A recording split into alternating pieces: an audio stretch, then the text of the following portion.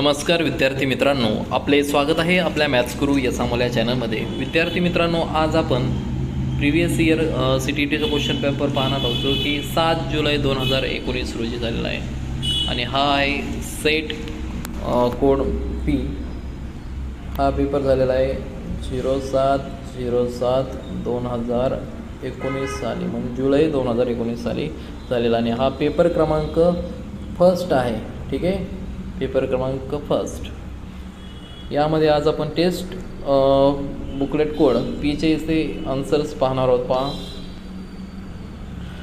पहिला पार्ट आहे बालविकास व शिक्षाशास्त्र, म्हणजे CDP, child development and pedagogy. पहिला प्रश्न असा दिलेला आहे, जीन पियाजे के अनुसार बच्चे ज्ञान को सक्रिय रूप से संरचित करते हैं जैसे जैसे वे दुनिया में व्यवहार कौशल का प्रयोग करते हैं तथा अन्वेषण करते हैं. Option number first correct.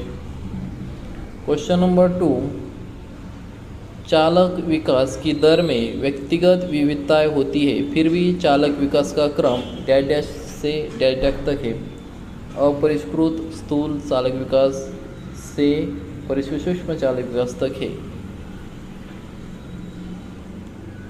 वह अवधि जो वयस्क के संक्रमण की पहल करती है उसे क्या कहते हैं? किशोरावस्था. The period that initiates the transition to adulthood is called adolescence. Question number 4, एक बच्चा तर्क प्रस्तुत करता है कि हिंद को दवाई की चोरी नहीं करनी चाहिए. वह दवाई जो उसकी पत्नी की जान बचाने के लिए ज़रूरी है, क्योंकि यदि वह ऐसा करता है तो उसे पकड़ा जाएगा और जेल भेज दिया जाएगा. कोलबर के अनुसार वह बच्चा नैतिक समझ की किस अवस्था के अंतर्गत आता है? इसका आंसर है दंड एवं आज्ञापालन अभिविन्यास. क्वेश्चन नंबर 5, मौखिक संवाद जो बच्चे अपने आप से करते हैं उन्हें ले वैगत्सी क्या कहते हैं? व्यक्तिगत वार्ता कहते हैं, प्राइवेट स्पीच. क्वेश्चन नंबर 6, खिलौने, पहनावे की वस्तुएं, घरेलू सामग्री या व्यवसाय व रंगों को विशिष्ट लिंग के साथ संबंधित करना क्या प्रदर्शित करता है? जेंडर स्टेरोटाइपिंग, म्हणजेच जेंडर रूढ़िवादिता. एक प्रारंभिक कक्ष में एक बच्ची अपने साथ जो अनुभव लाती है, इसका आंसर है उन्हें शामिल कर उनका संचय करना चाहिए. बीड ऑन. एक शिक्षक को चाहिए कि a teacher should communicate that she respects and values all cultures in the classroom. यह संप्रेषित करे कि वह कक्ष में सभी संस्कृतियों का सम्मान करती है एवं महत्व देती है. Which of the following construct does Right to Education Act 2009 advocate? Answer है इंक्लूसिव एजुकेशन, म्हणजे निम्नलिखित संरचनाओं में से शिक्षा का अधिकार अधिनियम 2009 किसकी वकालत करता है? समावेशी शिक्षा. क्वेश्चन नंबर 10, डैश डैश ये विचारधारा है कि सभी बच्चों को एक नियमित विद्यालय व्यवस्था में समान शिक्षा प्राप्त करने का अधिकार हो. आंसर है समावेशी शिक्षा.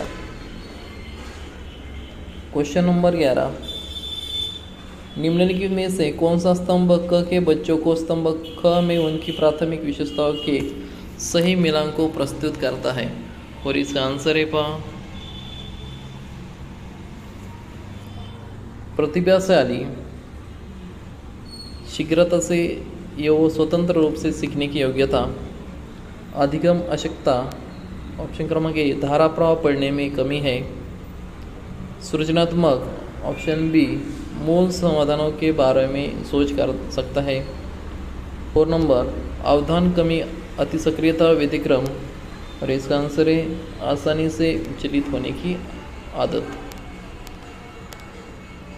क्वेश्चन नंबर 12, बच्चे प्रभावी रूप से सीखते हैं जब वे विभिन्न गतिविधियों एवं कार्यों में सक्रिय रूप से भाग लेते.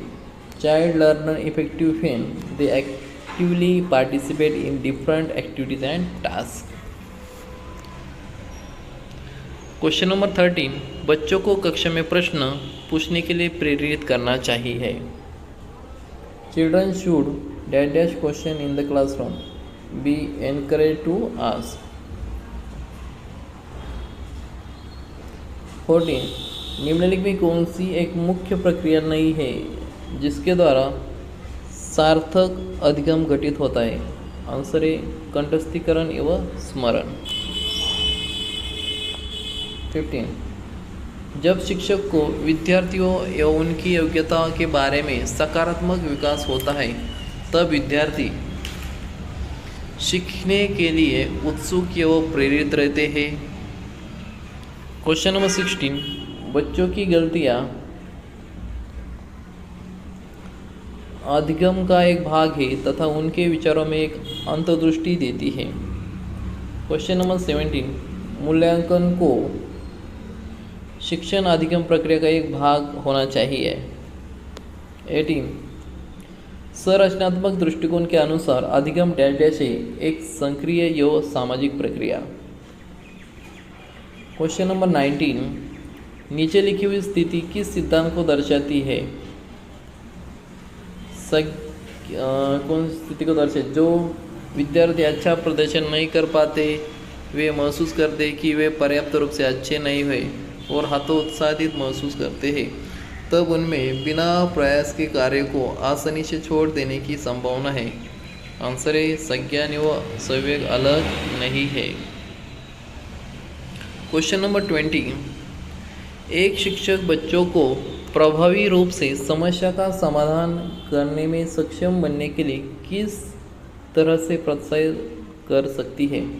आंसर है ऑप्शन नंबर 4, बच्चों को समस्या के बारे में सहजनाभूत अनुमान लगाने एवं बहुविकल्पों को देखने के लिए प्रोत्साहित करके। 21, वह विधियाँ जिनके प्रयोग में विद्यार्थियों के स्वयं स्वपहल व प्रयास शामिल है, निम्न में से किसका उदाहरण है? अधिगमकर्ता केंद्रीकृत विधि। 22, बुद्धि के बारे में निम्नलिखित कथनों में से कौन सा सही है? बुद्धि बहुआयामी है जिसमें बुद्धि परीक्षणों के द्वारा पूर्ण रूप से परिमेय न की जाने वाली कई योग्यताएं शामिल हैं। क्वेश्चन नंबर 23, निम्नलिखित में कौन प्राथमिक समाजीकरण माध्यम है? परिवार। जीन पियाजे के सिद्धांत का प्रमुख प्रस्ताव है कि बच्चों की सोच गुणात्मक रूप में वयस्कों से भिन्न होती है। क्वेश्चन नंबर 25, जेंडर एक सामाजिक संरचना है। क्वेश्चन नंबर 26, निम्नलिखित में से कौन विकास के व्यापक आयामों की सही पहचान करता है? शारीरिक, संज्ञानात्मक, सामाजिक और संवेदनात्मक। 27, बच्चे और उनके अधिगम के संदर्भ में निम्नलिखित कथनों में कौन सा सही है? सभी बच्चे सीखने के लिए स्वाभाविक रूप से प्रेरित होते हैं तथा सीखने में सक्षम हैं।